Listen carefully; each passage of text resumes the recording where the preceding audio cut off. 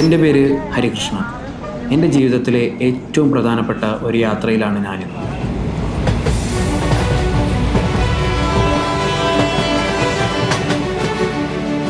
എൻ്റെ ഒരുപാട് വർഷത്തെ സ്വപ്നമായിരുന്നു ഒരു നല്ല ജോലി നേടുക എന്നത്. ആ ജോലി നേടാൻ എൻ്റെ കൂടെ നിന്ന് എന്നെ ഏറ്റവും കൂടുതൽ സപ്പോർട്ട് ചെയ്ത എൻ്റെ പ്രിയപ്പെട്ട അധ്യാപകരെ കാണാനാണ് ഞാനിപ്പോൾ പോകുന്നത്. ഓഫീസിലേക്കുള്ള തിരക്ക് പിടിച്ച യാത്രകളിലും വൈകിയ രാത്രികളിലും CCയുടെ ക്ലാസ്സുകളാണ് എന്നെ മുന്നോട്ട് നയിച്ചത്, എന്നെ റാങ്കിലേക്ക് എത്തിച്ചത്. അതെ, എന്നെ 1ാം റാങ്കുകാരനാക്കിയ എൻ്റെ കോമ്പറ്റീറ്റീവ് ക്രാക്കർ.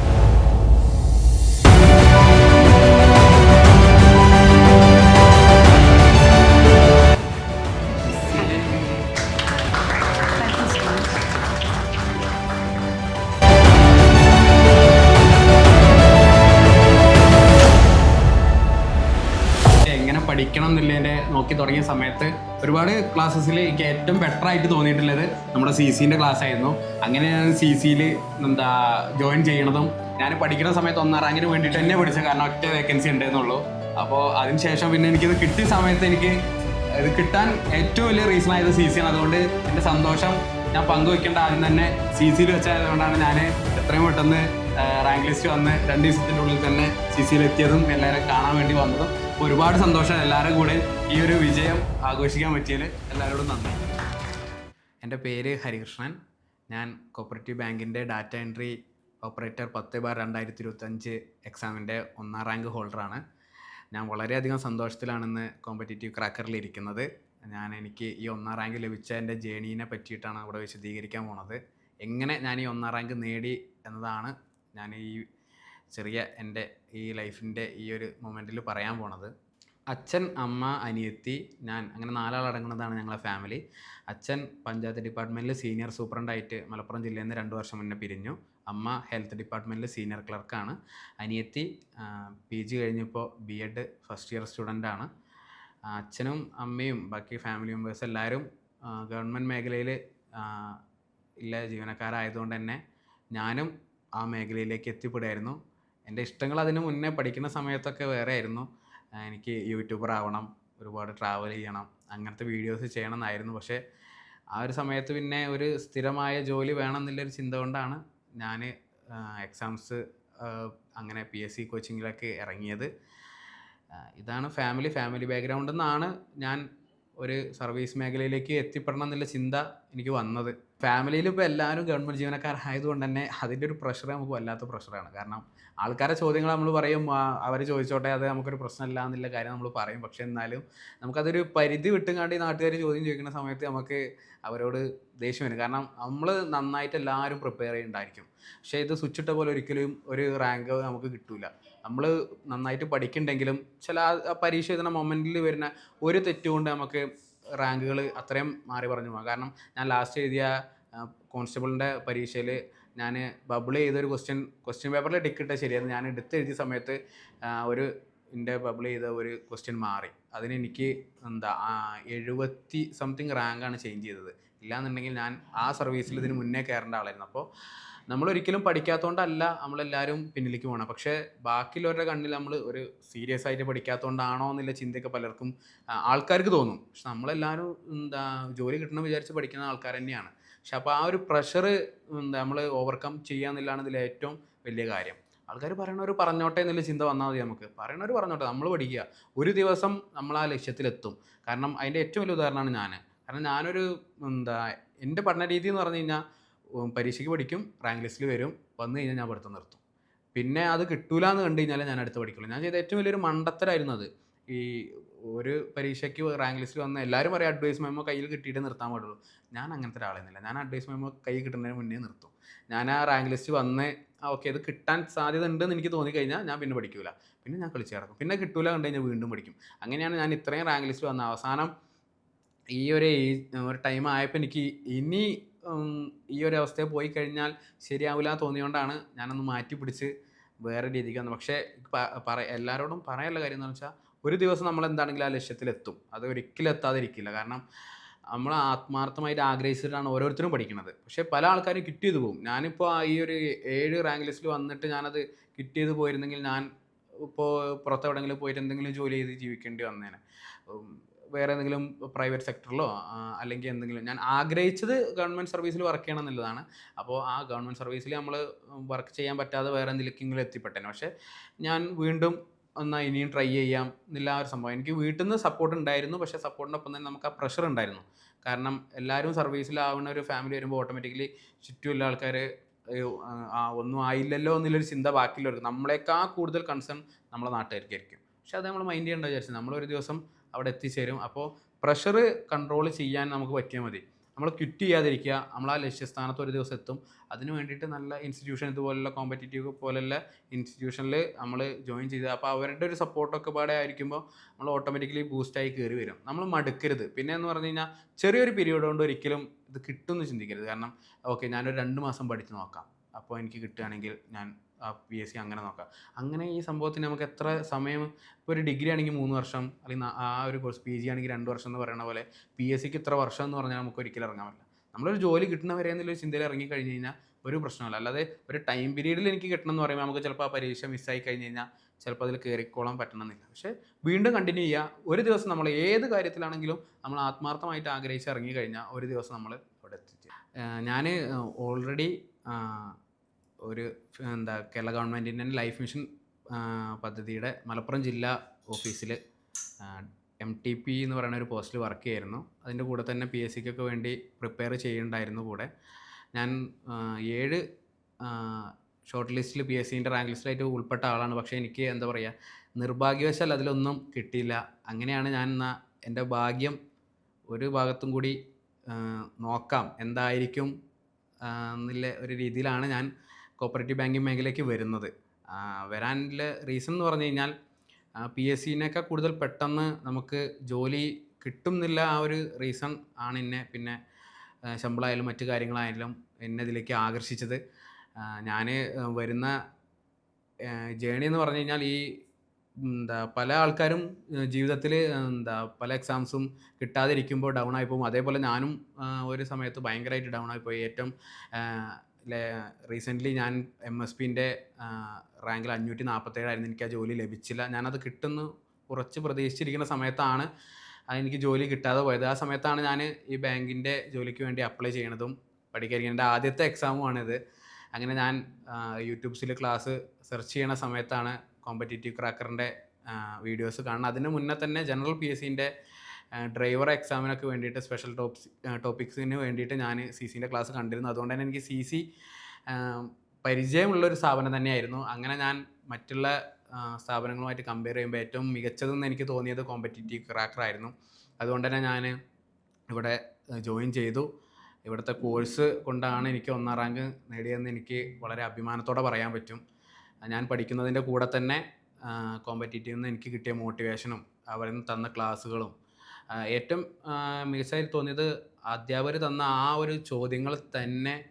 പല ചോദ്യങ്ങളും ഞാൻ ആ ക്വസ്റ്റ്യൻ പേപ്പറിൽ കണ്ടു എന്നുള്ളതാണ്. ഇവരെ ഒരു റിസർച്ച് ടീമിനെ ഞാൻ അത്രയ്ക്കും അഭിനന്ദിക്കുന്നു, ഇതിൻ്റെ പിന്നിൽ പ്രവർത്തിച്ച ആൾക്കാരെ. കാരണം ചോദ്യങ്ങൾ എവിടെ നിന്ന് വരാൻ സാധ്യതയുണ്ടെന്നുള്ളത് അത്രത്തോളം മനസ്സിലാക്കി അത് തന്നെ നമുക്ക് ആ ഒരു ഏരിയകൾ പറഞ്ഞു തന്ന് അവിടെ നമ്മളെ കൂടുതൽ ഫോക്കസ് ചെയ്യിപ്പിച്ച് അങ്ങനെയാണ് എനിക്ക് ഈ 1ാം റാങ്ക് നേടാൻ കഴിഞ്ഞത്. അതുകൊണ്ട് തന്നെ ഞാൻ CCയോട് വളരെയധികം കടപ്പെട്ടിരിക്കുന്നു. ഇതാണ് എൻ്റെ ഒരു ജേണി എന്ന് പറഞ്ഞാൽ ഒരു കോപ്പറേറ്റീവ് ബാങ്കിങ് മേഖലയ്ക്ക് എത്താനുള്ള റീസൺ എന്ന് പറഞ്ഞു കഴിഞ്ഞാൽ PSCയിൽ ഒരുപാട് കാലം നോക്കിയിട്ട് കിട്ടിയില്ല എന്നുള്ള ഒരു ചിന്ത ഉണ്ടെങ്കിലും ഞാൻ വേറെ എക്സാംസിന് നോക്കുന്നുണ്ടായിരുന്നു. അതിൻ്റെ കൂടെ തന്നെ എന്നാൽ BCom കോർപ്പറേഷൻ DCA ഒക്കെ ക്വാളിഫിക്കേഷൻ ഉള്ളതുകൊണ്ട് എന്തുകൊണ്ട് ഇതും കൂടി ശ്രമിച്ചുകൂടാ എന്നുള്ള രീതിയിലൊരു ചിന്ത വന്നപ്പോഴാണ് ഞാൻ ഇതിലേക്ക് വന്നത്. എൻ്റെ ഫസ്റ്റ് അറ്റംപ്റ്റ് തന്നെ എനിക്ക് 1ാം റാങ്ക് ലഭിച്ചു. അതിൽ ഞാൻ വളരെയധികം സന്തോഷത്തോടെയാണ് ഇവിടെ ഇരിക്കുന്നത്. 7 പരാജയങ്ങൾ എന്ന് പറഞ്ഞു കഴിഞ്ഞാൽ ആ പരാജയങ്ങൾ ശരിക്കും എൻ്റെ വിജയമായിരുന്നു. എനിക്ക് ആ ജോലി കിട്ടിയില്ല എന്നുള്ളതായിരുന്നു എൻ്റെ പരാജയം. അതെന്തൊക്കെയോ നമ്മൾ പറയണ പോലെ PSC എന്ന് പറയുന്നത് ചില സമയത്ത് ഹാർഡ് വർക്ക് മാത്രമല്ല, ഒരു ഭാഗ്യമുണ്ട്, ചെറിയൊരു ഭാഗ്യം. അപ്പോൾ ഈ 7 റാങ്ക് ലിസ്റ്റ് വന്നിട്ട് എനിക്ക് ജോലി കിട്ടാതിരുന്ന സമയത്ത് സത്യം പറഞ്ഞാൽ ഏതൊരാളെപ്പോലെയും നമ്മളാരും അമാനുഷികന്മാരായ ആൾക്കാരൊന്നുമല്ല. അതുകൊണ്ട് തന്നെ ഞാനും ഡൗൺ ആയി പോയിട്ടുണ്ട്. എന്ത് ചെയ്യണം എന്നറിയാതെ രാത്രി ഒരുപാട് കടന്ന് ആ റാങ്ക് ലിസ്റ്റ് കട്ടായ സമയത്തൊക്കെ നമ്മൾ ഓട്ടോമാറ്റിക്കലി മനുഷ്യനായത് നമുക്ക് സങ്കടം വരും, കണ്ണിൽ നിന്ന് വെള്ളം വരും. ആ ഒരു അവസ്ഥയിലൊക്കെ ഞാനും കടന്നു പോയിട്ടുണ്ട്. ആ സമയത്ത് ഞാൻ ചിന്തിച്ച കാര്യം എന്താ വെച്ച് കഴിഞ്ഞാൽ, നമ്മളൊരു കാര്യത്തിന് വേണ്ടി ഇറങ്ങി, കിട്ടിയില്ല, ഓക്കെ, ഒന്നും പാടെ ട്രൈ ചെയ്യാം, ഇനിയും ട്രൈ ചെയ്യാമെന്ന് പറയണ പോലെ ആ ഒരു ചിന്തയാണ് എന്നെ മുന്നോട്ട് നയിച്ചത്. കാരണം ഞാൻ ചിന്തിച്ചത് ഇത്ര എണ്ണത്തിൽ വന്നു, ഇനിയിപ്പോൾ ഒന്നും പാടെ പഠിച്ചു കഴിഞ്ഞാൽ ഇനിയും വരും. ആ ഒരു ചിന്ത, ആ ഒരു ഞാൻ സെൽഫ് മോട്ടിവേറ്റ് ചെയ്തു എന്നെ തന്നെ.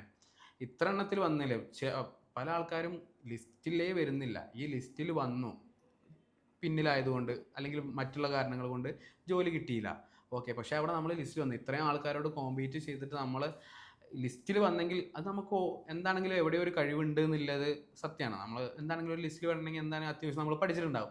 അപ്പോൾ അത് എന്നെ വീണ്ടും ഞാൻ മോട്ടിവേറ്റ് ചെയ്തു. ഇത്ര എണ്ണത്തിൽ വന്നല്ലോ, ഇനിയിപ്പോൾ എന്താ, ഇപ്പോൾ ഒന്നും പാടൊന്ന് ട്രൈ ചെയ്യാം, ഫുള്ളായിട്ട് വിടരുത്, അല്ലെങ്കിൽ പുറത്തേക്ക് ഇപ്പോൾ എല്ലാവരും കിട്ടിയില്ലെങ്കിൽ ഞാനും ഇങ്ങനെ വിചാരിച്ചു പാസ്പോർട്ടൊക്കെ എടുത്തൊന്ന് UK കാനഡയൊക്കെ പോയി എന്തെങ്കിലും ചെയ്യാമെന്നുള്ളൊരു മൈൻഡ് വരെ എത്തിയിരുന്നു. അപ്പോൾ ആ സമയത്താണ് എന്നാൽ ഓക്കെ, ഇനി PSC ഒന്ന് മാറ്റി സർവീസ് മേഖല, ബാങ്കിങ് മേഖലയ്ക്ക് ഒന്ന് നോക്കാമെന്നുള്ള ചിന്ത എനിക്ക് വരുന്നത്. അങ്ങനെ ഞാൻ പഠിച്ചതാണ്. ആ കൺസിസ്റ്റൻസി എന്ന് പറയുന്നത് നമുക്ക് ഉള്ളിൽ നിന്ന് ഓട്ടോമാറ്റിക്കലി നമ്മളുടെ ആ ഒരു അവസ്ഥ കൊണ്ട് നമ്മൾ ഇത്രയും കാലം പഠിച്ചു, ബാക്കിയുള്ളവരുടെ മുന്നിൽ ഇനിയൊന്നും ആയില്ലല്ലോ, ആ ഒരു നമ്മൾ പല സ്ഥലത്ത് പോകുമ്പോഴും ആ ഒരു കുത്തുവാക്കൾ, ആൾക്കാർക്ക് നമ്മളെ നെഗറ്റീവ് പറയാൻ ഭയങ്കര ഇഷ്ടമായിരിക്കും. കാരണം നമ്മളൊന്നും ആയില്ലല്ലോ. ഒരുപാട് ആൾക്കാർ നമുക്ക് വേണ്ടി പോസിറ്റീവായിട്ട് ആഗ്രഹിക്കുന്ന ആളുണ്ടാവും, അതിനേക്കാൾ കൂടുതൽ ആൾക്കാർ നെഗറ്റീവ് ആഗ്രഹിക്കുന്ന കുറച്ച് ആൾക്കാരുണ്ടാവും നമ്മളെ കൂടെ തന്നെ.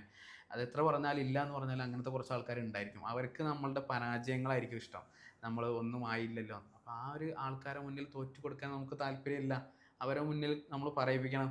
ഇന്ന് ആ പറഞ്ഞ ആൾക്കാരൊക്കെ ഒന്നാം റാങ്ക് കിട്ടിയില്ലേ, സന്തോഷം എന്ന് നമുക്ക് പല ആൾക്കാരെ അറിയാം. ആൾക്കാരെ നമ്മളെ മുഖത്ത് നോക്കി പറഞ്ഞപ്പോൾ അതന്നെ നമുക്ക് അവർക്ക് കൊടുക്കാനുള്ള മറുപടി ഉള്ളൂ, നമ്മളെ വിജയങ്ങളിലൂടെ മറുപടി കൊടുക്കുക. അപ്പം ഞാനൊരിക്കലും തോക്കാൻ എനിക്ക് താല്പര്യം ഉണ്ടായിരുന്നില്ല. പിന്നെ എന്താ പറയുക, നമ്മൾ സ്വയം അങ്ങോട്ട് ആഗ്രഹിച്ച് ഒരു കാര്യത്തിന് വേണ്ടി ഇറങ്ങിക്കഴിഞ്ഞാൽ പിന്നെ ആർക്കും നമ്മളെ തടുക്കാൻ കഴിയില്ല. ഈ ഡാറ്റ എൻട്രി ഓപ്പറേറ്റർ എന്ന് പറയുന്നതിന് 4 വേക്കൻസിയാണ് കേരളത്തിലുണ്ടായിരുന്നത്. 4 ബാങ്കുകളിലായിട്ട് 4 വേക്കൻസി ജനറൽ കാറ്റഗറിക്കും, 2 വേക്കൻസി SC ST കാറ്റഗറിക്കും, ടോട്ടൽ 6 വേക്കൻസി. അതിൽ 4 വേക്കൻസിക്ക് 4 ഒഴിവുകൾ, 4 ബാങ്കിൽ ആകെ ടോട്ടൽ 4 ഒഴിവുകൾ. അപ്പോൾ നമുക്ക് 1 റാങ്ക് കിട്ടിയെങ്കിൽ മാത്രമേ നമുക്ക് ജോലി കിട്ടുള്ളൂ. അപ്പോൾ ഞാനെന്താ വിചാരിച്ചത്, ഞാൻ ഒരുപാട് ലിസ്റ്റിൽ വന്നതുകൊണ്ട് തന്നെ എനിക്കറിയാം, ലിസ്റ്റിൽ വന്നു, റാങ്ക് ലിസ്റ്റിൽ വന്നു എന്നുള്ളതുകൊണ്ട് നമുക്ക് ജോലി കിട്ടില്ല. ആകെ ഒരു ഒഴിവുള്ളൂ, 1 റാങ്ക് കിട്ടിയേ പറ്റുള്ളൂ. ആ സമയത്ത് ഞാൻ 1 റാങ്കിന് വേണ്ടി തന്നെയാണ് പഠിച്ചത്. അതിന് വേണ്ടിയിട്ട് ഞാൻ ചെയ്ത മെത്തേഡ്സ് എന്ന് പറഞ്ഞു കഴിഞ്ഞാൽ, ഞാൻ ഓൾറെഡി PSC പ്രിപ്പയർ ചെയ്ത സമയത്ത് LD ടൈപ്പിസ്റ്റിൻ്റെ റാങ്ക് ലിസ്റ്റിൽ ഞാൻ മലപ്പുറം ജില്ലയിൽ 146 ആയിരുന്നു. അതും എനിക്ക് ഇതേപോലെ തന്നെ എൻ്റെ അടുത്ത് വന്ന് ലിസ്റ്റ് കട്ടായി പോയി. ആ സമയത്ത് ഞാൻ ആ ഒരു പഠിച്ചതിൻ്റെ രീതികൾ മനസ്സിൽ വെച്ചിട്ട് വീണ്ടും ഞാൻ ഒന്നേന്ന് തുടങ്ങിയ സമയത്ത് ഞാൻ CCയിൽ ജോയിൻ ചെയ്തു. CCയുടെ ഓൺലൈൻ ക്ലാസ്സസും അവരുടെ മോക്ക് ടെസ്റ്റുകളും ഒക്കെ ഞാൻ ഡെയിലി ചെയ്യുമായിരുന്നു. അത് ചെയ്ത് ഞാൻ എന്നെ തന്നെ ഇമ്പ്രൂവ് ചെയ്തു. എൻ്റെ ലക്ഷ്യം 1 റാങ്ക് ലഭിക്കുക, ഈ ജോലിയിൽ എത്രയും പെട്ടെന്ന് കയറുക, അതായത് എത്രയും പെട്ടെന്ന് ഒരു പെർമനൻറ്റ് ജോലി വാങ്ങണം എന്നുള്ളൊരു അതിയായ തീവ്രമായ ആഗ്രഹം ഉണ്ടായിരുന്നു. അതുകൊണ്ട് തന്നെ എൻ്റെ ഏറ്റവും വലിയ പ്രശ്നം എന്ന് പറഞ്ഞു കഴിഞ്ഞാൽ, ഞാൻ ഭയങ്കരമായിട്ട് മൊബൈൽ യൂസ് ചെയ്യും. അതായത് റീൽസ് വളരെയധികം കാണുന്ന ഒരാളാണ് ഞാൻ. ഇങ്ങനെ ഒരു 5 മിനിറ്റ് കൂടുമ്പോൾ തന്നെ ഫോണിൽ വീണ്ടും എടുക്കുമ്പോൾ ഒന്ന് സ്ക്രോൾ ചെയ്യും, വീണ്ടും വയ്ക്കും. അപ്പോൾ ഞാൻ ആദ്യം എന്താ ചെയ്തതെന്ന് വെച്ച് കഴിഞ്ഞാൽ, ഫോണിൻ്റെ വാൾപേപ്പർ മാറ്റിയിട്ട് ഡോണ്ട് വേസ്റ്റ് യുവർ ടൈം എന്നുള്ളൊരു വാൾപേപ്പർ ആദ്യം ഇട്ട് വെച്ച് ഞാൻ. അതായത് മൊബൈൽ എടുക്കുമ്പോൾ തന്നെ എനിക്ക് ഫോണിൽ കാണാം, ഈ സമയം ഇതാക്കി കഴിഞ്ഞ് കഴിഞ്ഞാൽ ഈ പരീക്ഷയും കിട്ടില്ല, വീണ്ടും പഠിക്കേണ്ടി വരും. എൻ്റെ ഏറ്റവും വലിയ പ്രശ്നം എന്ന് പറഞ്ഞു കഴിഞ്ഞാൽ, നമുക്ക് ഒരു കാര്യത്തിനും സമാധാനത്തോടെ ഇറങ്ങാൻ പറ്റില്ല എന്നുള്ളതായിരുന്നു. കൂട്ടുകാരെ കൂടെയുള്ള ഫങ്ഷൻസ് ആണെങ്കിലും മറ്റുള്ള ഫങ്ഷൻസ് ആണെങ്കിലും പോയി കഴിയുമ്പോൾ അവരെല്ലാവരും എന്താ പറയുക, നമ്മളൊരു ഇതിൽ പോകുമ്പോഴും ഞാൻ 100% ഹാപ്പി ആയിരുന്നില്ല. കാരണം ഒന്നും ആയില്ലല്ലോ എന്നൊരു ചിന്ത എൻ്റെ ഉള്ളിലുണ്ടായിരുന്നു. അതുകൊണ്ട് തന്നെ എനിക്ക് വളരെയധികം സന്തോഷപരമായിട്ട് എല്ലായിടത്തും നടക്കാൻ പറ്റില്ല. ഹാപ്പി ആണെങ്കിലും ഉള്ളിൽ ഒരു ഫീലിങ്സ് ഉണ്ടായിരുന്നു, ഇങ്ങനെ ഒരു ആയില്ലല്ലോ, ഞാൻ എന്താണോ ലക്ഷ്യം ആഗ്രഹിച്ച് അതിലെത്തിയില്ലല്ലോ. അതുകൊണ്ട് തന്നെ ഈ സമയത്ത് എനിക്ക് വേറെ ഒരു ചിന്തകളും ഉണ്ടായിരുന്നില്ല. ഞാൻ ഓൾറെഡി 10 to 5 ഒരു ഓഫീസിൽ വർക്ക് ചെയ്യുന്ന ആളും, അതിന് പുറമെ എനിക്ക് രാവിലെ 1.5 മണിക്കൂർ ട്രാവൽ ചെയ്യണം, വൈകുന്നേരം 1.5 മണിക്കൂർ ട്രാവൽ ചെയ്യണം, ഓഫീസിലത്തെ ഈ വർക്ക് ഫുള്ള് ചെയ്യണം. അതുകൊണ്ട് തന്നെ ഞാൻ ഭയങ്കര എത്തുമ്പോൾ തന്നെ ഞാൻ ആകെ ടയർഡായിരുന്നു. പക്ഷെ ഞാൻ എന്താ ചെയ്തെന്ന് വെച്ച് കഴിഞ്ഞാൽ, രാവിലെ ഞാൻ ബസ്സിൽ പോകുന്ന സമയത്ത് പാട്ട് കേൾക്കുന്നതിന് പകരം ഹെഡ്സെറ്റ് വെച്ച് CCൻ്റെ ക്ലാസ് കാണും.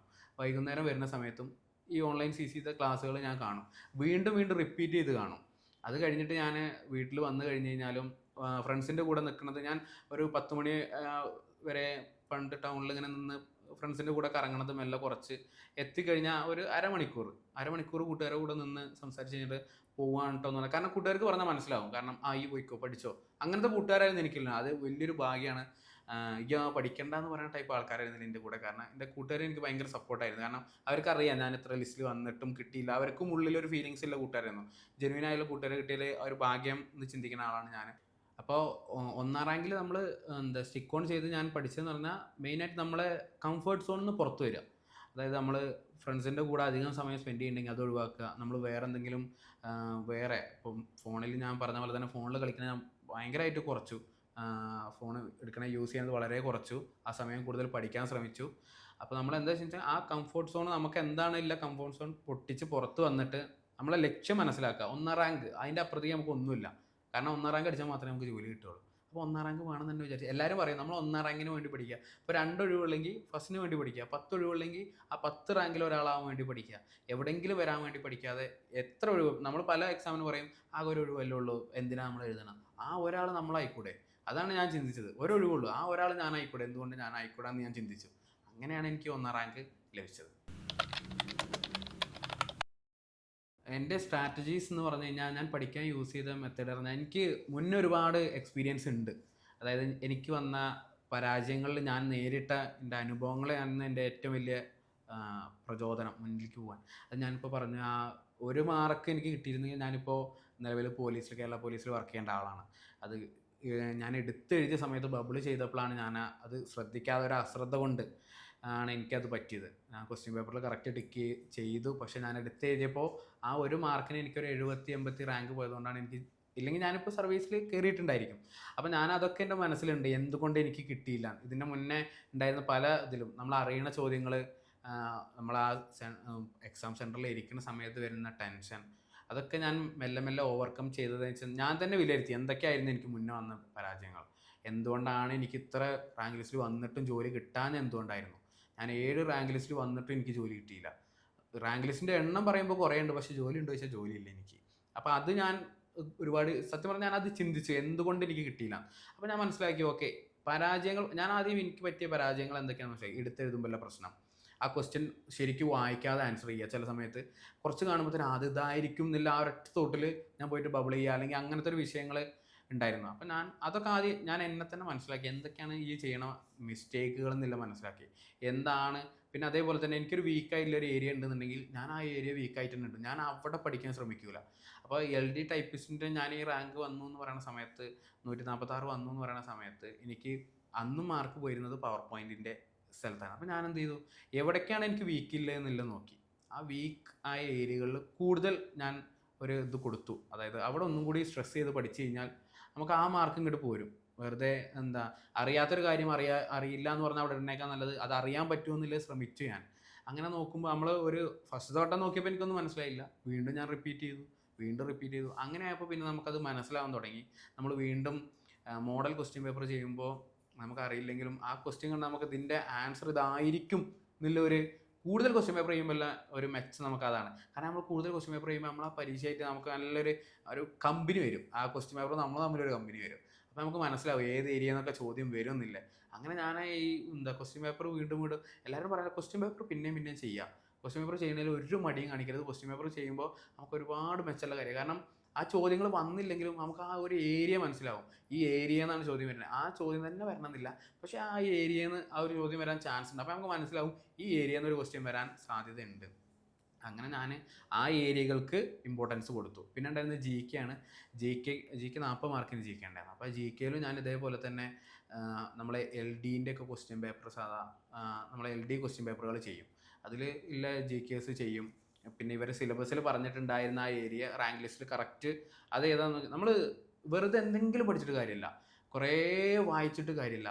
സിലബസിൽ കറക്റ്റ് പറയുന്ന ഒരു ഏരിയ ഉണ്ടാവും, ഇത് തൊട്ട് ഇന്നത് വരെ, അല്ലെങ്കിൽ ഇന്ത്യയുടെ ഇന്ന കാര്യങ്ങൾ, അപരനാമങ്ങൾ, ഈ രാജ്യങ്ങളുടെ തലസ്ഥാനം. നമ്മൾ വെറുതെ എന്തെങ്കിലും പഠിക്കുന്നതിന് പകരം അവരെന്താണ് സിലബസിൽ നമ്മളോട് പഠിക്കാൻ പറഞ്ഞത് ആ കാര്യങ്ങൾ പഠിക്കുക. ഞാൻ എന്താ ചെയ്തതെന്ന് വെച്ച് കഴിഞ്ഞാൽ ആദ്യം നമ്മൾ സിലബസ് എടുത്തതിന് ശേഷം റാങ്ക് ലിസ്റ്റ് എടുത്തിട്ട് എവിടേക്കാണ് എന്തൊക്കെ ചോദ്യങ്ങളാണ് വരുന്നത്, എവിടെയാണ് ഇതൊക്കെ ഉള്ളത് എന്നുള്ളത് ആദ്യം തപ്പി കണ്ടുപിടിച്ചു. ഞാൻ സിലബസ് ആദ്യം സിലബസ് പ്രിൻ്റ് എടുത്തതിന് ശേഷം ഏതൊക്കെ ഏരിയകളാണ് ഈ എക്സാമിന് ചോദിക്കുക എന്നുള്ളത് മനസ്സിലാക്കി. അതിനുശേഷം റാങ്ക് ഫയൽ എടുത്തിട്ട് ഒരു പേപ്പറിൽ ഇതൊക്കെ എവിടേക്കാണ് വരുന്നത് എന്നുള്ളത് നോക്കി. ഏതൊക്കെ ടോപ്പിക്ക് ഏതൊക്കെയാണ് വരുന്നത്, അത് ഏത് പേജ് നമ്പറാണെന്നുള്ളത് ആദ്യം ഞാൻ എഴുതി വെക്കുന്ന ബുക്കിൽ ആദ്യം എഴുതി വെച്ചു ഫസ്റ്റ് പേജിൽ എവിടേക്ക് എന്തൊക്കെയാണ് ഇല്ലത് എന്നുള്ളത്. കാരണം നമുക്ക് എല്ലതും പഠിക്കണം എന്നില്ല ഒരു സംഭവം ഇല്ല ശരിക്കും. നമ്മൾ സ്മാർട്ടായിട്ട് പഠിച്ചാൽ മതി.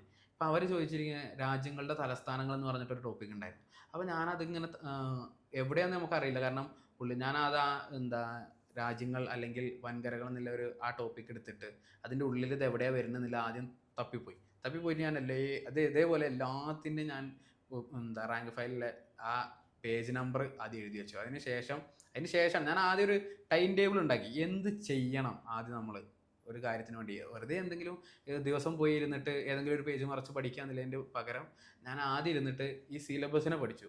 സിലബസ് എന്തൊക്കെ പഠിച്ചാൽ ഏത് ഏരിയ പഠിക്കണം എന്നുള്ളത് ആദ്യം മനസ്സിലാക്കി.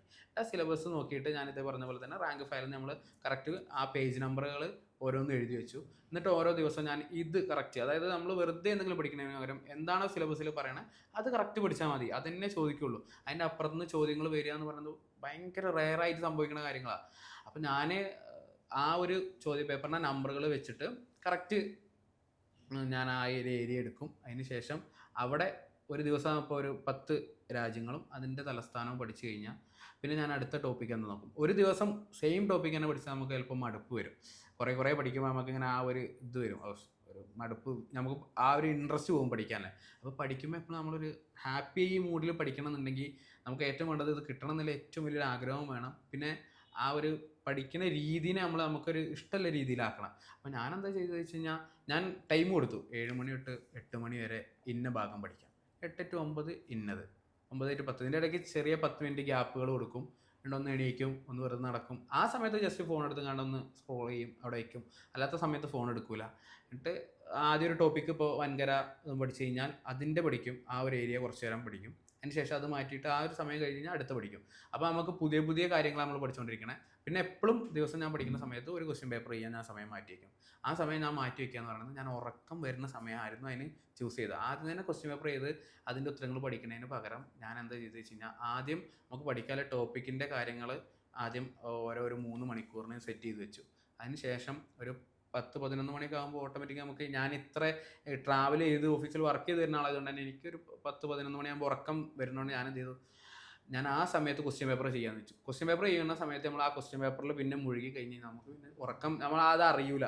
ആ സമയത്ത് ആ സമയത്താണ് ഞാൻ മോക്ക് ടെസ്റ്റും അല്ലെങ്കിൽ ക്വസ്റ്റ്യൻ പേപ്പറൊക്കെ ചെയ്യുന്നത്.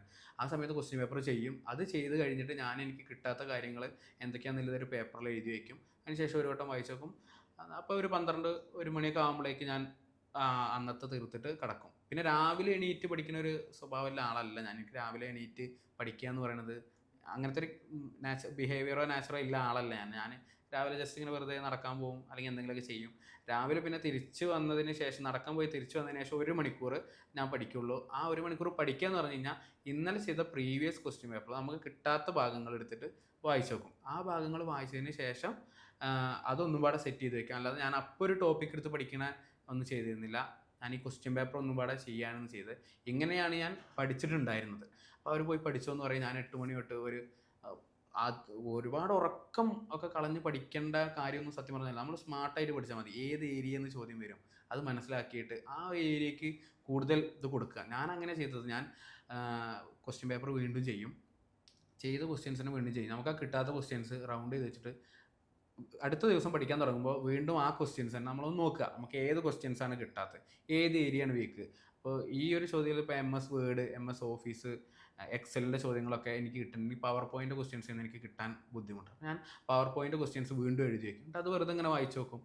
അങ്ങനെ പിന്നെ എന്നും ഞാൻ ക്വസ്റ്റ്യൻ പേപ്പർ ചെയ്യും. ഒരാവശ്യം നമ്മളെന്താ പറയുക വെച്ചാൽ ക്വസ്റ്റ്യൻ പേപ്പർ കൂടുതൽ ചെയ്യുക. അപ്പോൾ നമുക്കത് കൂടുതൽ നമുക്ക് മനസ്സിലാവും ഏത് ഏരിയ എന്നാണ്. ഒരു 5 ക്വസ്റ്റ്യൻ പേപ്പർ ചെയ്യുമ്പോൾ തന്നെ നമുക്കൊരു ഐഡിയ കിട്ടും എവിടെ നിന്നാണ് ചോദ്യങ്ങൾ വരിക എന്നുള്ളത്.